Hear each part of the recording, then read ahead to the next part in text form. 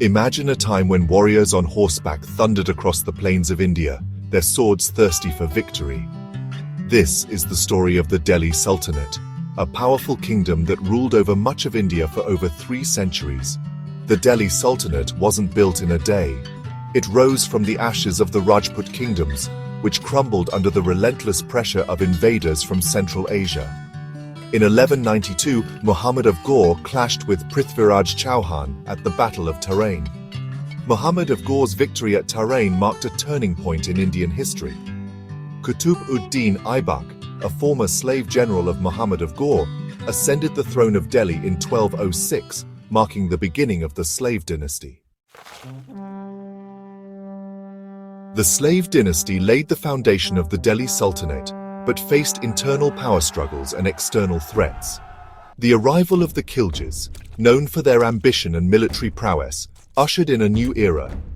Alauddin Khilji, the most prominent ruler, dreamt of an empire stretching across the Indian subcontinent. His armies expanded the Sultanate's boundaries and filled its coffers with plundered wealth.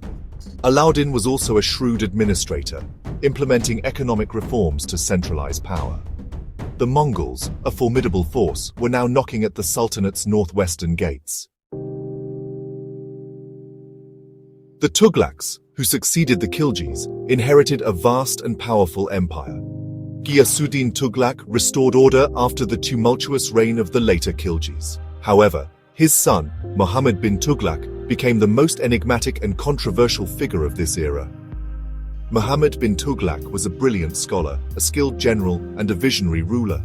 He introduced radical reforms, including token currency and shifting the capital from Delhi to Daulatabad. The token currency experiment backfired, leading to widespread counterfeiting and economic chaos.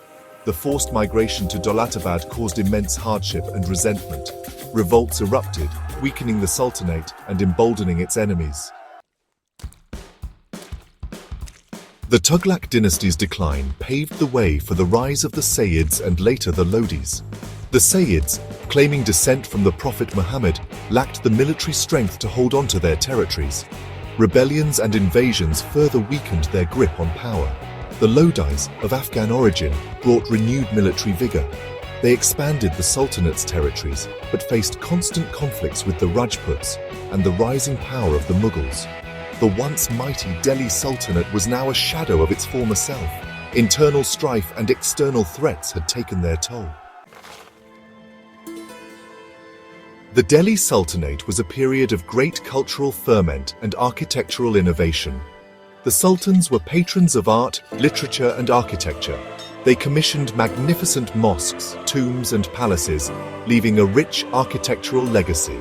The Qutb Minar, commenced by Qutb-ud-Din Aibak, stands tall as a testament to the architectural prowess of the early Sultanate period. The complex surrounding it is a blend of Islamic and indigenous architectural styles. Literature, music, and the fine arts flourished under their rule.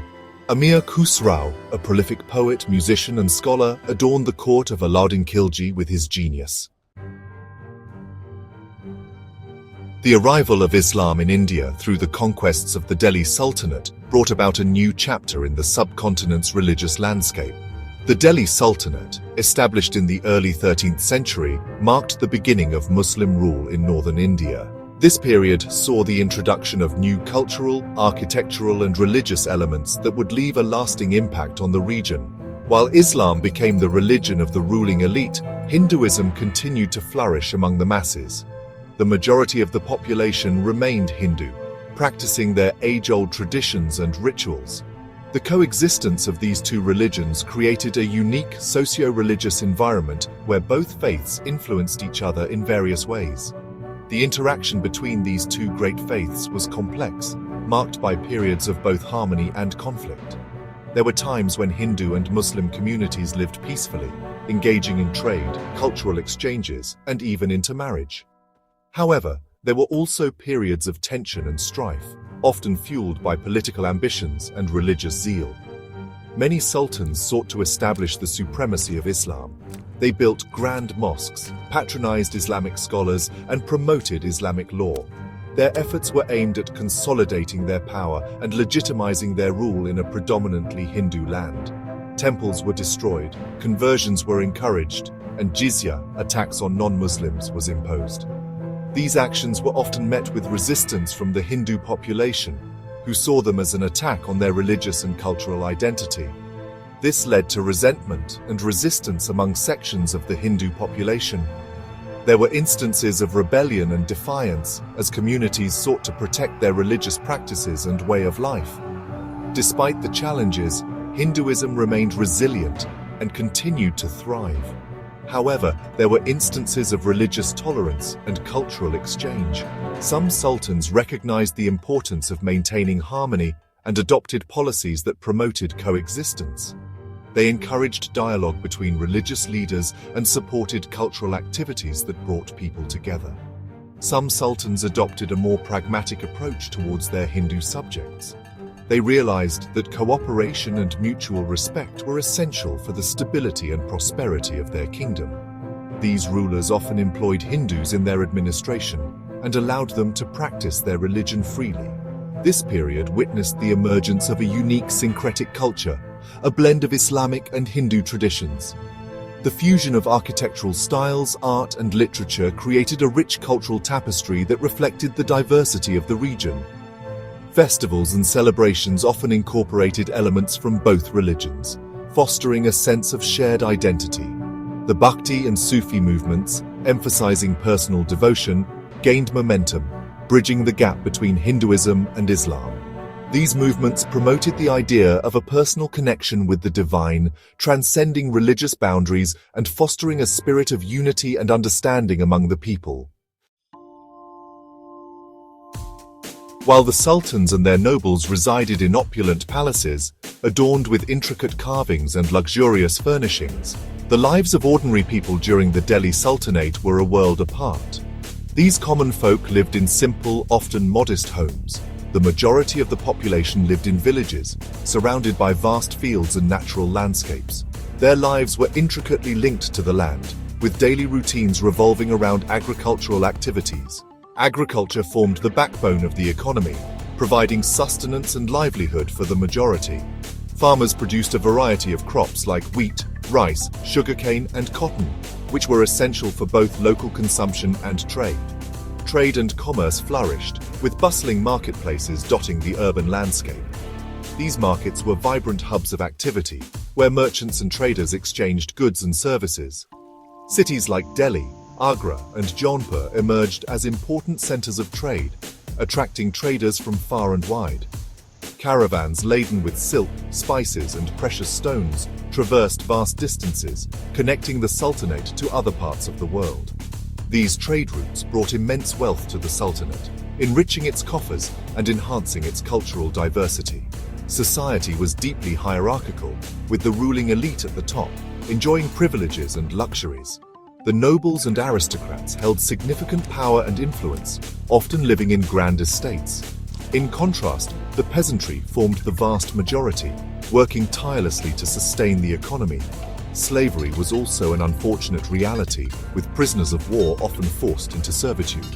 These individuals faced harsh conditions and had little to no rights. Despite the grandeur of the Sultanate, the stark contrasts in society highlighted the complexities and challenges of medieval life in India. The Delhi Sultanate, despite its internal conflicts and eventual decline, left an indelible mark on the Indian subcontinent. Established in the early 13th century, it was a period marked by significant political and cultural transformations.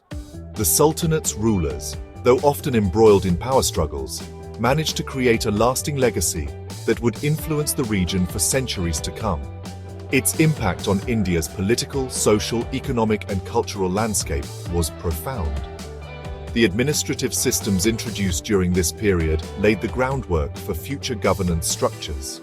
The Sultanate also played a crucial role in the development of trade and commerce, establishing extensive networks that connected India with other parts of the world. The Sultanate's architectural grandeur is evident in the numerous mosques, tombs, forts, and palaces that dot the Indian landscape. These structures not only served as places of worship and residence, but also as symbols of power and artistic achievement. The Qutub Minar, Humayun's tomb, and the Red Fort are just a few examples of the architectural marvels from this era. The fusion of Islamic and indigenous styles gave birth to a unique Indo-Islamic architectural tradition. This blend is characterized by intricate carvings, expansive courtyards, and the use of both geometric and floral motifs. The architectural innovations of the Delhi Sultanate set the stage for the later Mughal architecture, which further refined and expanded these styles. Beyond architecture, the Delhi Sultanate left its mark on India's culinary traditions, clothing styles, language, music, and literature. The introduction of new spices and cooking techniques enriched Indian cuisine, while the fusion of Persian and Indian elements influenced fashion and textiles. Literary works from this period reflect a blend of cultural influences, showcasing the diversity of the Sultanate's society. The Urdu language, a blend of Persian, Arabic, and Hindi, emerged as a language of the court and the elite. It became a medium for poetry, literature, and administration, reflecting the multicultural environment of the Sultanate. The development of Urdu was a significant cultural achievement, providing a linguistic bridge between different communities. The sitar and the tabla, integral instruments in Indian classical music, trace their roots to this period. The musical traditions that evolved during the Sultanate era laid the foundation for the rich tapestry of Indian classical music. These instruments, along with others, became central to the performance of both courtly and folk music. The Delhi Sultanate's legacy continues to shape the present in myriad ways. From the architectural wonders that attract tourists from around the world to the culinary delights enjoyed in Indian households, the influence of the Sultanate is ever present. Modern Indian culture, with its rich blend of traditions, owes much to this pivotal period in history. The Delhi Sultanate, weakened by internal strife and external pressures, finally breathed its last in the 16th century. The final blow came from the Mughals, under the leadership of a young and ambitious Babur. Babur, a descendant of Timur and Genghis Khan, had his eyes set on India's riches. He crossed the Khyber Pass in 1526 and confronted the last Lodi Sultan, Ibrahim Lodi, at the historic Battle of Panipat.